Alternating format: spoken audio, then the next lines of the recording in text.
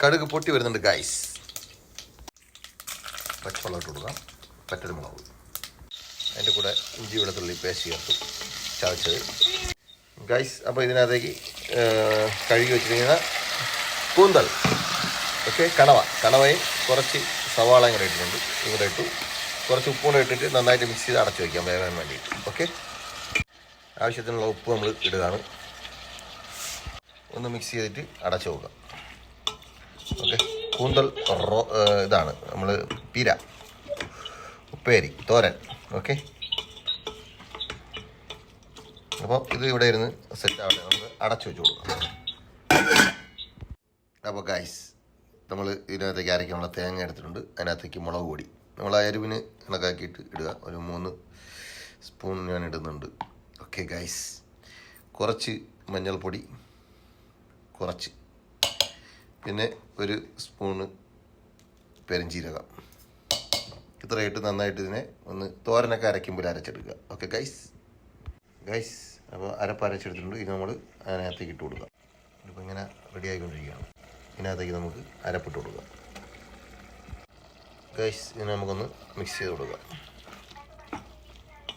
Mix ചെയ്തിട്ട് ഈ വെള്ളം വറ്റി വരുമ്പോൾ അതുവരെ നമ്മൾ മിക്സ് ചെയ്തിട്ട് എടുക്കണം. റെഡി ആവട്ടെ. നമുക്ക് അടച്ചു വെച്ച് കൊടുക്കാം.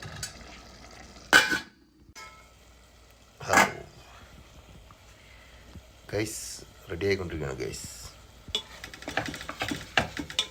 ഒന്ന് അടിയിൽ പിടിക്കുമ്പോൾ ഒന്ന് വറ്റി വരുമ്പോൾ നമുക്കിത് റെഡിയാവും. ഓക്കെ ഗൈസ്, അപ്പോൾ നമ്മൾ കൂന്തൽ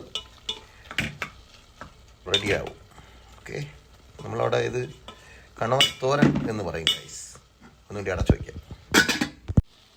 ഗൈസ്, നമ്മുടെ കൂന്തൽ ഇവിടെ റെഡി ആയിട്ടുണ്ട് ഗൈസ്. ഓക്കെ, നമ്മൾ ഇതിൻ്റെ കൂടെ കപ്പയാണ് പുഴുങ്ങുന്നത്. കപ്പ പുഴുങ്ങിയിട്ട് നമ്മൾ ഇതിൻ്റെ കൂടെ സെറ്റ് ചെയ്യും ഗൈസ്.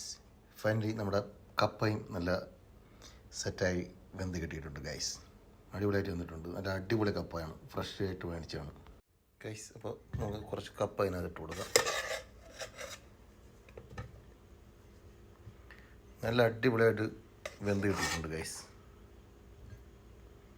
ഓക്കെ, ഇതിൻ്റെ കൂടെ നമുക്ക് കണവ തോരനാണ് ഗൈസ്.